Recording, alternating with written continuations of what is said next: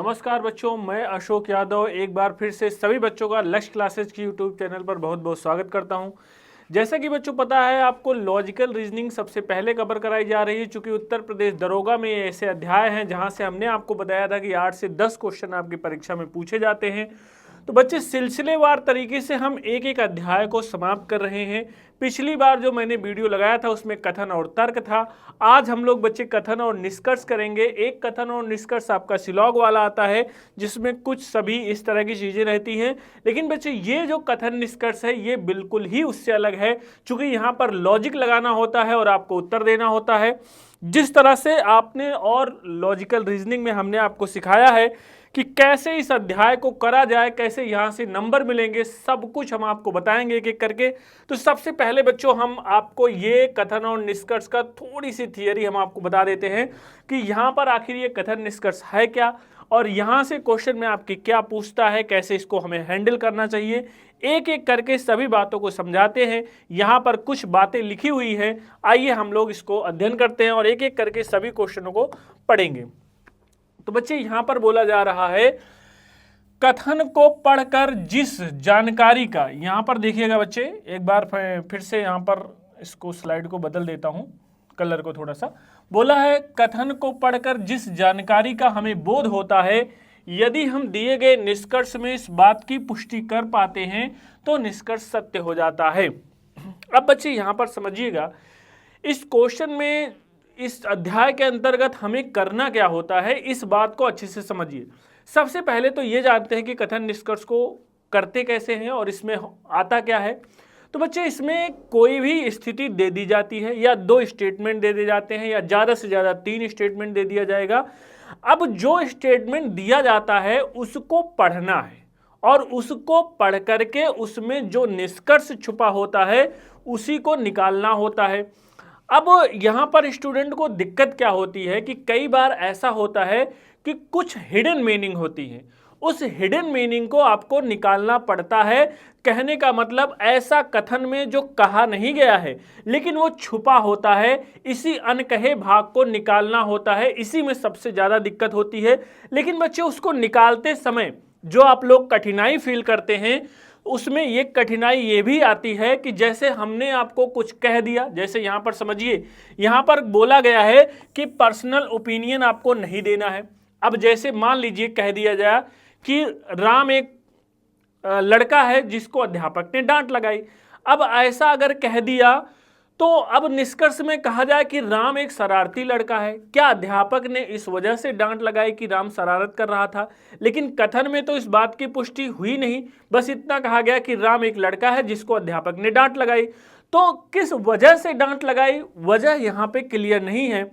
अगर हम आंसर देते समय ये सोचेंगे कि जरूर बच्चा कहीं ना कहीं कोई शरारत कर रहा होगा इसलिए डांट पड़ी है, तो इसको हमारा पर्सनल विचार मान लिया जाएगा, पर्सनल ओपिनियन मान लिया जाएगा।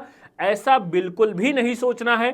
हो सकता है कि उसने होमवर्क ना किया हो सकता है कि कुछ और वजह रही हो सकता है अध्यापक की कुछ पर्सनल बातें रही हो जिसको बच्चे ने ना माना हो। तो डांट की वजह कोई भी हो सकती है, इसलिए ऐसा कंफर्म नहीं होता। दूसरा कह रहा है कि परसेप्शन, कोई भी अवधारणा यहाँ पर नहीं देनी है, अपनी तरफ से कोई अवधारणा नहीं देनी है कि ऐसा हो सकता है या ऐसा होने की संभावना है। पॉसिबिलिटी आपको नहीं दर्शानी है। रीस्टेटमेंट बच्चे एक चीज़ होता है जो मैं आपको बताऊं कि जैसे कथन में दिया जाए कि राम एक शरारती लड़का है और निष्कर्ष में भी कह दिया जाए कि राम एक शरारती लड़का है, इसी को रीस्टेटमेंट कहते हैं, अर्थात कथन का हूबहू दोहराया जाना। अगर बच्चे ये आता है तो इसको कथन निष्कर्ष में गलत माना जाता है। यानी कि अगर कभी कथन की हूबहू बात को दोहरा दिया जाता है तो उसे गलत माना जाता है, वो निष्कर्ष में सही काउंट नहीं होता है। तो अब आप इस बात को समझ गए होंगे कि कथन निष्कर्ष में हमें करना क्या है और कथन निष्कर्ष होता क्या है। कथन निष्कर्ष में बस इतना ही है कि 2 बातें या 3 बातें दी गई होती हैं, उसे हमें पढ़ना होता है और उसमें जो जानकारी छुपी है उसी को यहाँ पे हमें बताना होता है। कथन जिस तरह से आपको मैंने पढ़ाया था, कथन तर्क पढ़ाया था, कथन कार्रवाई पढ़ाया था, इसमें ऐसा कुछ करने लायक नहीं है बच्चे। इसमें बस यही आपको बताना है कि छुपी हुई जानकारी या जो जानकारी दी गई होती है उसी को हूबहू वहीं से हमें उत्तर ज्ञात करना होता है। बस इसमें इतना ही तर्क है। तो अब हम आगे समझेंगे कि इस पे सवाल कैसे आते हैं, कैसे परीक्षा में सवाल पूछे जाते हैं, इस बात को हमें जानना पड़ेगा। चलिए बच्चे, अब देखिएगा, इसको पढ़िएगा, ध्यान से क्वेश्चन पढ़िएगा और यहाँ से अब आप समझ जाएंगे कि कथन निष्कर्ष क्या है और हमें इसे कैसे हैंडल करना पड़ता है। अब देखिए यहाँ पर जैसे बोला जा रहा है बच्चे, विनोद एक अच्छा क्रिकेटर है। कथन को ध्यान से पढ़िएगा, बोला जा रहा है कि विनोद एक अच्छा क्रिकेटर है। अब यहाँ पर दे रहा है विनोद अच्छी बल्लेबाजी करता है और यहाँ पर दे रहा है विनोद अच्छी गेंदबाजी करता है। तो इसमें से क्या सही मानोगे आप? हमने सिर्फ कथन में इतनी बात देखी कि यहाँ पर बोला गया कि विनोद एक अच्छा क्रिकेटर है। अब अच्छा क्रिकेटर कैसे कोई बनता है? अच्छा कोई गेंदबाजी कर ले वो भी अच्छा क्रिकेटर है, कोई अगर अच्छी फील्डिंग कर रहा है तो वो भी अच्छा क्रिकेटर है, अगर कोई अच्छी गेंदबाजी कर रहा है तो वो भी अच्छा क्रिकेटर है, कोई अगर ऑलराउंडर है तो वो भी अच्छा क्रिकेटर है। लेकिन अच्छा क्रिकेटर में तो ये सारी बातें आ जाती हैं और यहाँ पर बच्चे एक एक गुण दिया गया है। तो अच्छा क्रिकेटर इन दोनों को अलग अलग नहीं डिफाइन करेगा। इसका मतलब यहाँ पर यही हो जाएगा, ना तो पहला ना तो दूसरा, इसमें से कोई भी सत्य नहीं है। डी वाला ऑप्शन बच्चे आपका सही हो जाएगा, इसमें कोई भी आपका सत्य नहीं होगा। चलिएगा अगले क्वेश्चन में चलते हैं हम लोग। यहाँ पर देखिएगा भाई, इस क्वेश्चन में यहाँ पर क्या कहा गया है, इसको ध्यान से देखिएगा बच्चे।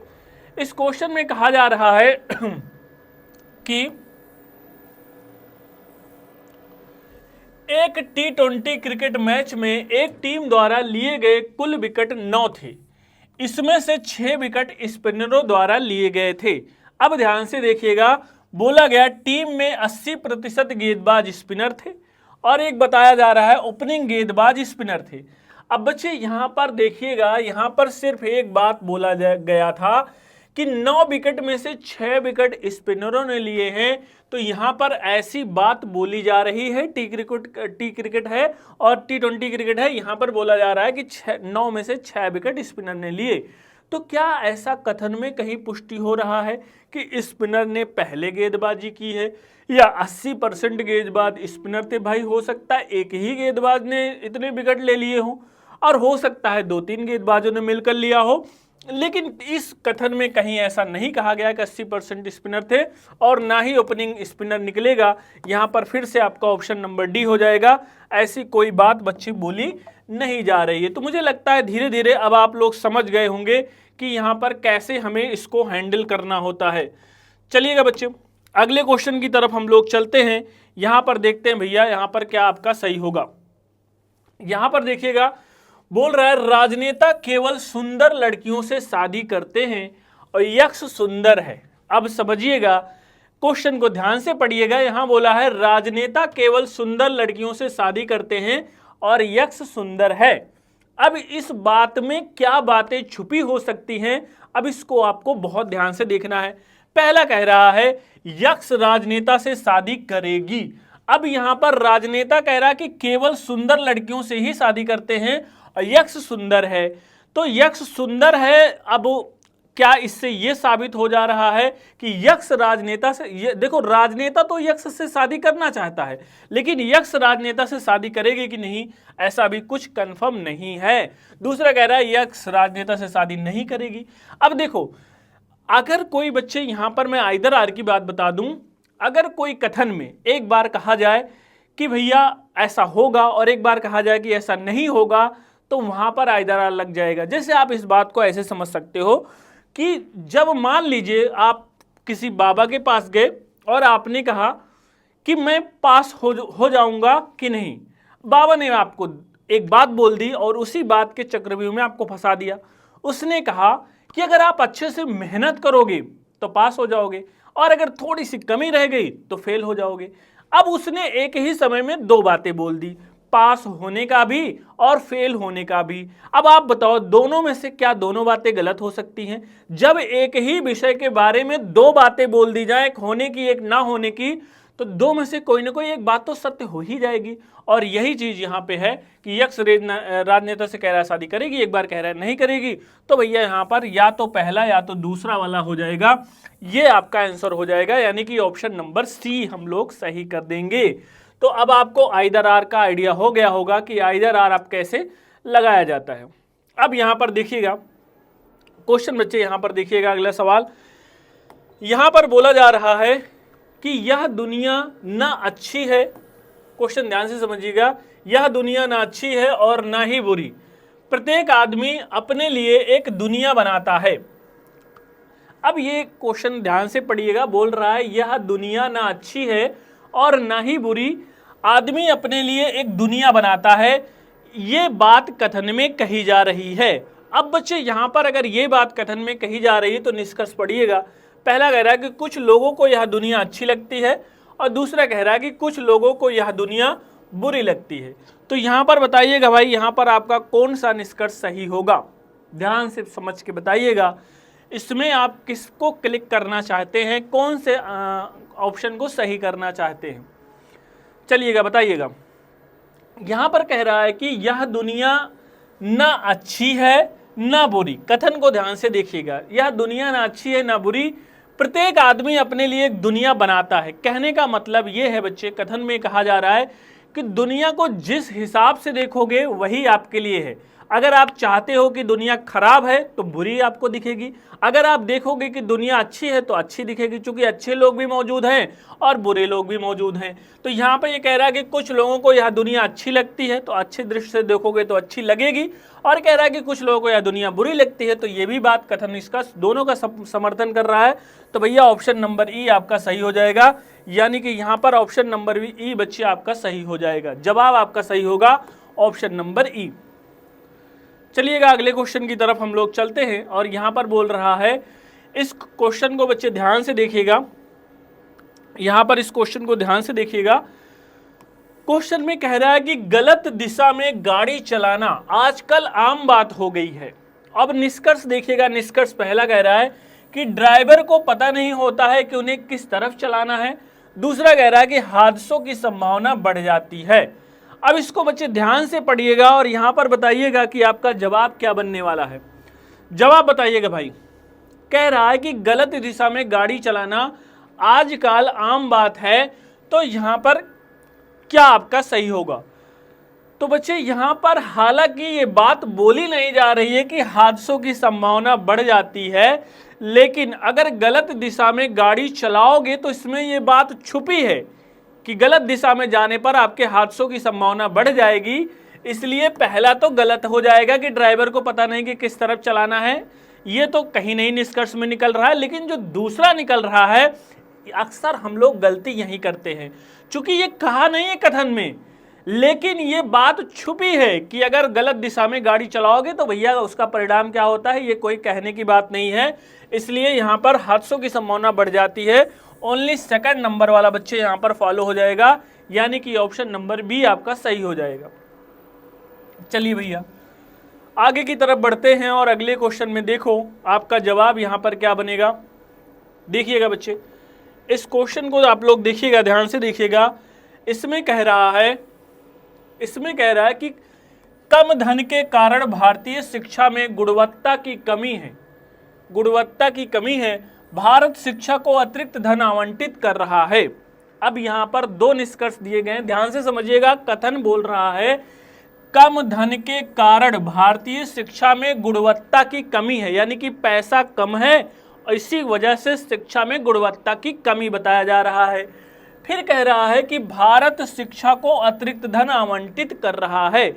ऐसा है कि अभी तो नहीं है, लेकिन भारत जो है इस दिशा में प्रगतिशील है, वो शिक्षा में धन को आवंटित कर रहा है। तो पहला बच्चे यहाँ पर जवाब क्या है, निष्कर्ष यहाँ से क्या निकल रहा है कि भारत में शिक्षा के गुणवत्ता में सुधार करना होगा। तो मुझे तो ये बात सही लग रही है, क्योंकि यहाँ पर ऐसा कहा भी जा रहा है कि कम धन के कारण भारतीय शिक्षा में गुणवत्ता की कमी है। ऐसा कथन में कहा गया कि पैसा नहीं है तभी तो गुणवत्ता में कमी है। इसका मतलब ये बात यहाँ पर कथन इसकी पुष्टि करता है। दूसरा कह रहा है कि केवल धन ही शिक्षा सामग्री में, जो ये केवल है बच्चे, ये नकारात्मकता की तरफ हमें ले जा रहा है कि केवल धन ही ऐसा है जो शिक्षा में सुधार कर सकता है। तो ऐसा बिल्कुल नहीं। इंफ्रास्ट्रक्चर होते हैं, टीचर की क्वालिटीज होती हैं, और भी बहुत सारी चीजें होती हैं। तो बी वाला गलत हो जाएगा भैया, केवल फर्स्ट वाला अनुसरण करेगा, यानी कि ऑप्शन नंबर ए। बच्चे जिन लोगों के जवाब आए हैं उनके जवाब एकदम बेहतरीन है, एकदम शानदार है। चलते हैं भैया अगले क्वेश्चन की तरफ। और बच्चे धीरे धीरे मुझे लग रहा है अब आपको ये समझ में आने लगा होगा कि इसे हमें कैसे हैंडल करना होता है, कैसे जवाब देने होते हैं। जरा देखिएगा इसमें क्या कहा जा रहा है। इसमें यह कहा जा रहा है कि उम्मीदवारों को 27 से 22 वर्ष की आयु होना चाहिए भैया, आयु में युवा, ऊर्जावान और क्रियाशील होना चाहिए। अच्छा, क्वेश्चन में कहा गया कि भैया 27 से 32 वर्ष की जो उम्र होती है इसमें जो युवा होते हैं उनको क्रियाशील और ऊर्जा से भरपूर होना चाहिए, ऐसा वो कह रहा है कथन में। अब देखो, पहला कह रहा है कि 27 वर्ष से कम आय के व्यक्ति ऊर्जावान नहीं है। क्या ऐसा इस कथन में कहा कि उसने केवल ये कहा कि 27 से यहाँ पर जो 32 की उम्र होती है इस दौरान युवा जो है अधिक ऊर्जावान और क्रियाशील होते हैं, लेकिन इसको तो ये नहीं कहा जा रहा है कि 32 वाले बेकार हैं या 27 के नीचे ऊर्जावान नहीं हो सकते, तो भैया इसके ये समर्थन नहीं करता है। दूसरा कह रहा है कि 32 वर्ष से अधिक आयु के व्यक्ति युवा नहीं होते, तो ये भी इसका भी समर्थन नहीं हो रहा है। सिर्फ कहा गया था कि 27 से 32 वर्ष के जो युवा हैं अधिक ऊर्जावान और क्रियाशील होते हैं, तो भैया यहाँ पर ऑप्शन नंबर डी हो जाएगा। ऑप्शन नंबर डी आपका सही हो जाएगा बच्चे, यहाँ पर ये वाला जवाब आपका सही है। चलिएगा अगले क्वेश्चन की तरफ हम लोग मूव करते हैं। और अगला क्वेश्चन देखो बच्चे, आपके यहाँ पर स्क्रीन पर आपको दिया जा रहा है, इसका जवाब पढ़िएगा और आंसर दीजिएगा भैया यहाँ पर क्या बनेगा। क्वेश्चन देखिएगा बच्चे, क्या बोला है कि महानगरों की जनसंख्या अत्यधिक बढ़ रही है जिससे रहने लायक स्थान की कमी तथा लोगों के जीवन स्तर में गिरावट आ रही है। इस बात को ध्यान से पढ़िएगा, कथन को ठीक से समझिएगा। बोला है कि महानगरों की जनसंख्या अत्यधिक बढ़ रही है, यानी कि जो महानगर हैं वहां पर जो लोगों के रहने की आबादी है वो बहुत ज्यादा बढ़ रही है, ऐसा कह रहा है, जिससे रहने लायक स्थान की कमी तथा लोगों के जीवन स्तर में गिरावट आ रही है। अब आप इसका एग्जाम्पल देख सकते हो, जैसे मुंबई, दिल्ली जैसे महानगरों में लोग अधिक से अधिक रहना चाहते हैं, इसलिए देखो इतने मॉल्स, इतने फैक्ट्रीज वो तो हैं ही, और रहने के लिए फ्लैट और बंगलोज इतने सारे हो जा रहे हैं, ओवर क्राउडेड हो गया है कि शायद पॉल्यूशन इसी वजह से बढ़ता है, क्योंकि वहाँ पे पर्यावरण हो नहीं पाएगा। जब गाड़ियाँ ज़्यादा होंगी धुआं ज़्यादा होगा, और भी चीज़ें होंगी। जहाँ पे मनुष्य की जनसंख्या ज़्यादा होती है वहाँ पे दिक्कतें, प्रकृति में हस्तक्षेप बढ़ जाता है। अब देखो इसका निष्कर्ष क्या निकल रहा है। पहला क्या बोल रहा है कि सरकार को शहर विकास की पुनर्योजना बनानी चाहिए, ठीक है। दूसरा कह रहा है कि सरकार को अवैध इमारत को गिरा देना चाहिए और लोगों के लिए छोटे मकान बनाने चाहिए। तो भैया ऐसा कुछ नहीं है कि अवैध इमारत को बना दोगे और छोटे इमारत को यहाँ पर आप करोगे तो आपका सही हो जाएगा, तो ये तो आपका स्पष्ट है कि गलत है। दूसरा कह रहा है कि सरकार को शहरी विकास, यहाँ शहर विकास की पुनर्योजना बनानी चाहिए। तो भैया ये बात मुझे सही लग रही है, क्योंकि अगर पुनर्योजना नहीं बनाओगे, वहाँ पर फिर से आप चीज़ों को व्यवस्थित नहीं करोगे, जैसे दिल्ली में हुआ था कि अगर बहुत ज़्यादा पोल्यूशन हो गया था तो ऑड इवन नंबर की गाड़ियों को बारी बारी से चलाया जा रहा था ताकि पोल्यूशन कम हो। तो इसी वजह से अगर कोई गड़बड़ी होती है किसी शहर में तो सरकार उस पर सोचती है और पुनर्योजना को बनाती है, तो ऐसा बिल्कुल होगा। तो इसलिए पहला वाला समर्थन दे रहा है भैया, आपका ए वाला सही हो जाएगा। जिन बच्चों के जो ऑप्शन नंबर ए आए हैं उनके जवाब सही है। अगला देखिएगा, अगले क्वेश्चन में देखिएगा बच्चे, यहाँ पर आपका जवाब क्या बनेगा। क्वेश्चन नंबर 9 का जवाब देखिएगा। यहाँ पर क्या कह रहा है क्वेश्चन में कहा जा रहा है कि कपिल ने सोनी टीवी पर prime news with Kapil show में अपनी भूमिका के लिए सर्वश्रेष्ठ समाचार एंकर पुरस्कार जीता। ये कहा गया है, फिर से ध्यान से देखिएगा, कि कपिल ने सोनी टीवी पर prime news with Kapil show में अपनी भूमिका के लिए सर्वश्रेष्ठ समाचार एंकर पुरस्कार जीता। ऐसा कहा रहा है भैया कि सोनी जो लिप पर कपिल का शो आता है उसके लिए उन्होंने सर्वश्रेष्ठ पुरस्कार जीता है। अब इसका निष्कर्ष पढ़िएगा। पहला कह रहा है कि कपिल एक टीवी समाचार एंकर है, ठीक है। यहाँ पर तो इसकी बात की पुष्टि हो ही रही है कि कपिल जो है कह रहा है कि सोनी टीवी पर prime news with Kapil show में अपनी भूमिका के लिए सर्वश्रेष्ठ समाचार पुरस्कार जीत चुके हैं। तो भैया ये सही है कि कपिल एक टीवी समाचार एंकर हैं, ये बात बिल्कुल यहाँ से स्पष्ट हो रही है। ये लिखा भी है, देख लीजिएगा यहाँ पर, prime news with Kapil show में, तो यानी कि ये पहला तो सही है। दूसरा कह रहा है कि कपिल ने लगातार दूसरी बार यह पुरस्कार जीता। तो भैया इसका जिक्र नहीं है। उसने ये कहा है कि सिर्फ वो जो है पुरस्कार जीते हैं सर्वश्रेष्ठ का। अब ये पहला है कि दूसरा है, इसकी कोई चर्चा नहीं है, तो भैया दूसरा वाला गलत हो जाएगा। यहाँ पर ओनली फर्स्ट वाला फॉलो करेगा कि पहला ही अनुसरण कर रहा है, इसलिए आपका ओनली ऑप्शन नंबर ए सही हो जाएगा। आगे क्वेश्चन को पढ़िएगा बच्चे, यहां पर इसका जवाब दीजिएगा। क्वेश्चन में कह रहा है कि अनुपस्थिति हृदय को, क्वेश्चन में देखिएगा, कह रहा है कि अनुपस्थिति हृदय को स्नेहशील बनाती है। यानी कि अगर अनुपस्थिति है, यानी कि कोई वहां पर नहीं है, अनुपस्थित है कोई भी, यानी कि दिल का कमरा खाली है, तो हृदय को स्नेहशील बना देगा, वहां पर स्नेहता भर जाएगी, ये कहा जा रहा है। अब आगे पढ़िएगा, यहाँ पर कह रहा है उपस्थिति दिल की स्नेहशीलता को कम करती है। तो भैया यहाँ पर इस बात का तो कोई पुष्टि है नहीं, यहाँ पर इस बात की तो पुष्टि है नहीं कि इस उपस्थिति दिल की स्नेहशीलता को कम करती है। सिर्फ ये कहा गया है कि अनुपस्थिति, यानी कि अगर कोई नहीं है तो हृदय की सहनशीलता उससे बन जाती है। दूसरा कह रहा है कि दो लोगों के बीच की दूरी उन्हें अनुपस्थिति के लिए तरसाती है। तो यहाँ पर बिल्कुल सही है, यही बात यहाँ बोला गया, अनुपस्थिति हृदय को स्नेहशील बनाती है।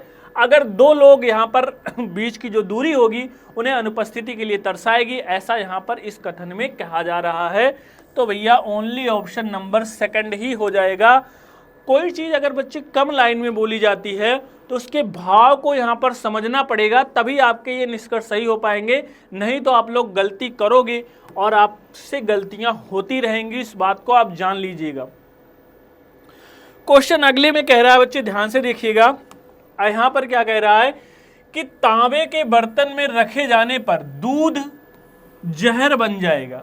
ध्यान से देखिएगा, कह रहा है कि अगर तांबे के बर्तन में दूध को रखा जाएगा तो जहर बन जाएगा, और फिर कह रहा है कि जहर का सेवन स्वास्थ्य के लिए अच्छा है।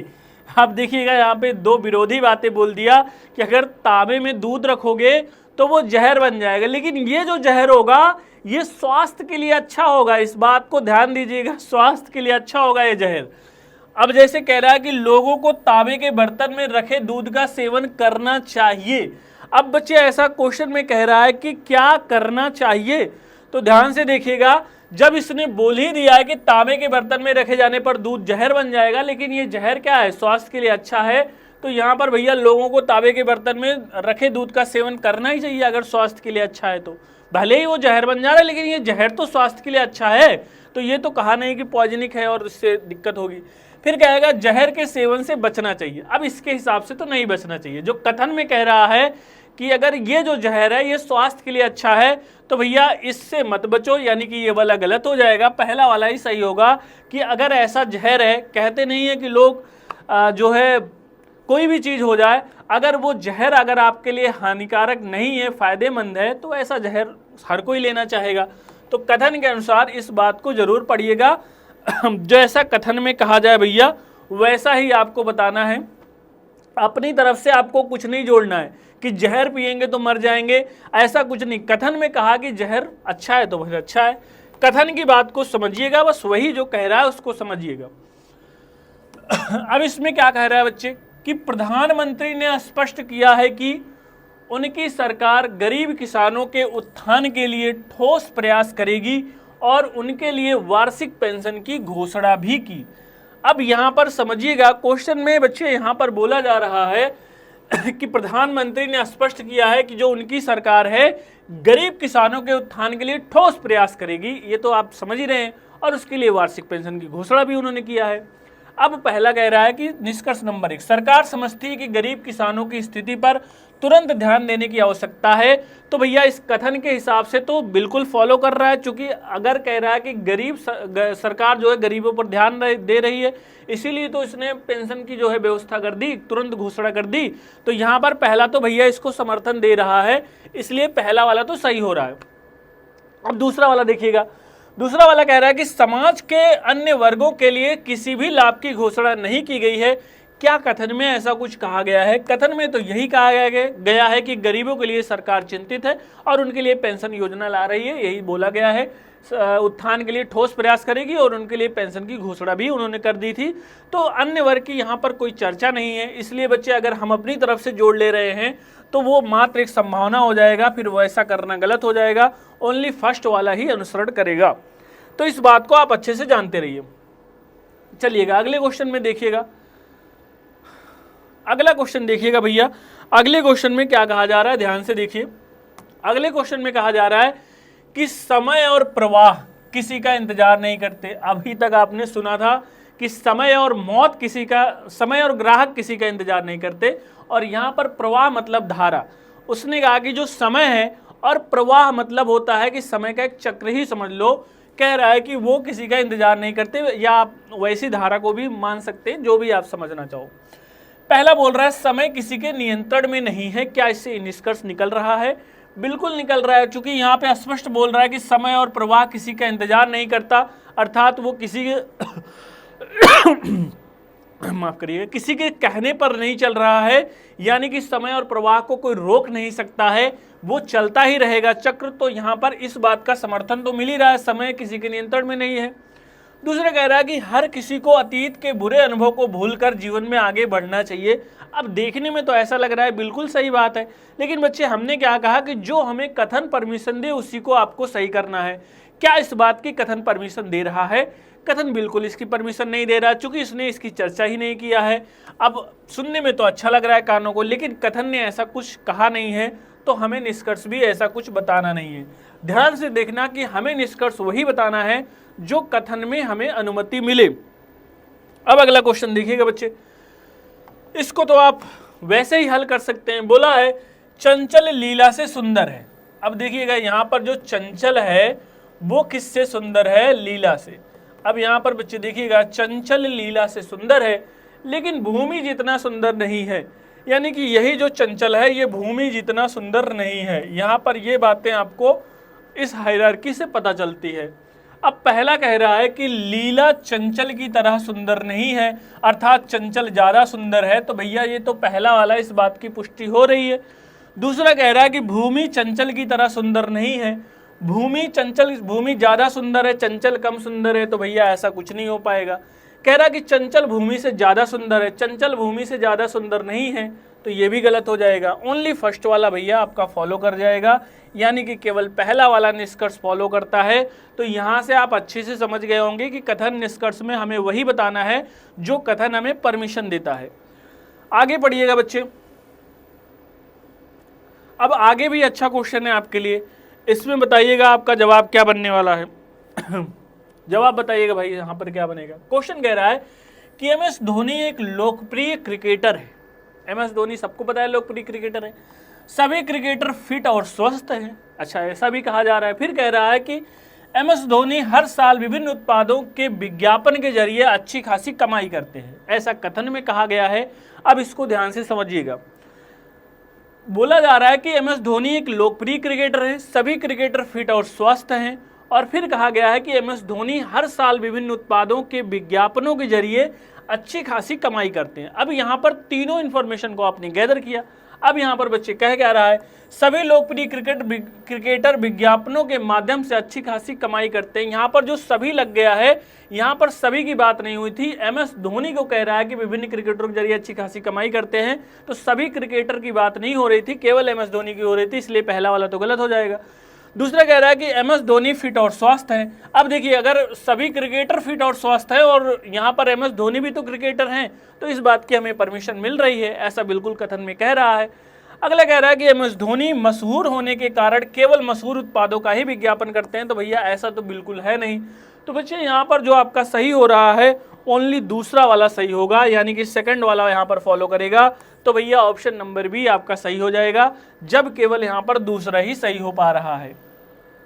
चलिएगा अगले क्वेश्चन का बच्चे यहाँ पर जवाब दीजिएगा, और अगला क्वेश्चन का जवाब क्या होगा एक बार आप लोग सभी इस क्वेश्चन को पढ़ेंगे और इसका जवाब देंगे। क्वेश्चन में कह क्या रहा है, अब मुझे लगता है आप सब लोग इसको अच्छे से समझ गए होंगे, तो एक लाइक जरूर कर दिएगा बच्चे, और कमेंट में बताइएगा ये क्लास आपको कैसी लगी, आपको सारी बातें बच्चे समझ में आ रही है कि नहीं आ रही हैं, एक बार आप लोग कमेंट के माध्यम से हमको बता दीजिएगा, ताकि हमें पता चल सके। अगर मुझे क्लास में कुछ और इलेबोरेट करना होगा तो मैं वो भी कर दूंगा, लेकिन आपके माध्यम से मुझे सूचना अवश्य मिलनी चाहिए। अब यहाँ पर कह रहा है कि लोगों की शिकायत है कि त्योहारों के मौसम में बस टिकट उपलब्ध नहीं होते हैं। अब ध्यान से देखिएगा, यहाँ पर कह रहा है कि लोगों की ऐसी शिकायत है कि त्योहार के मौसम में बस की टिकट अवेलेबल नहीं है, ऐसा कथन में कहा जा रहा है। अब देखिएगा, यहाँ पर कह रहा है कि लोगों को सलाह देनी चाहिए कि त्योहार के मौसम में वह यात्रा ना करें। तो भैया तो सरकार की नाकामीपन हो जाएगी, और ऐसा तो कथन में कहा नहीं गया है। कथन में सिर्फ इतना कहा गया है कि लोगों की शिकायत है कि त्योहार के मौसम में बस टिकट उपलब्ध नहीं होता है, तो यानी कि ज़्यादा गर्दी हो जाती। तो भैया ऐसा तो बिल्कुल नहीं कहा जा रहा है, कि इसका ये निष्कर्ष तो बिल्कुल नहीं निकलेगा कि जो है ऐसा सलाह दे दो कि वो लोग निकले ही ना। दूसरा कह रहा है कि सरकार को चाहिए कि वह त्योहार के मौसम में ज़्यादा से ज़्यादा बसों की व्यवस्था करे। हाँ, ये आपका जरूर हो सकता है कि सरकार जो उस समय गर्दी हो जाती है, इसमें यही बात छुपी है कि सरकार को भैया ज़्यादा से ज़्यादा बसें चलानी चाहिए, यानी कि यहाँ पर फिर से ऑप्शन नंबर बी आपका सही हो जाएगा, यानी कि केवल थर्ड वाला बच्चे यहाँ पे अनुसरण करेगा। चलिएगा आगे क्वेश्चन की तरफ हम लोग बढ़ते हैं और देखते हैं भैया इसमें आपका सही जवाब क्या आएगा। इस क्वेश्चन को पढ़ेंगे और सभी बच्चे बताएंगे भैया इसमें क्या जवाब आएगा। क्वेश्चन में कह रहा है कि बारिश का पानी जल का शुद्धतम रूप है। इसको ध्यान से देखिएगा, कह रहा है कि बारिश का पानी जल का शुद्धतम रूप है, ऐसा कथन में कह रहा है। अब निष्कर्ष में बच्चे क्या बोल रहा है कि बारिश के पानी में अशुद्धियां होती हैं। अगर यहाँ पर क्वेश्चन में देखिएगा ध्यान से, अगर ये कहा गया कि बारिश का पानी जल का शुद्धतम रूप है, जल का यानी कि ज्यादा से ज्यादा शुद्ध रूप है, मतलब मैक्सिमम, तो बारिश के पानी में अशुद्धि कैसे होगी? ये बात तो यहाँ पर स्पष्ट है कि गलत है।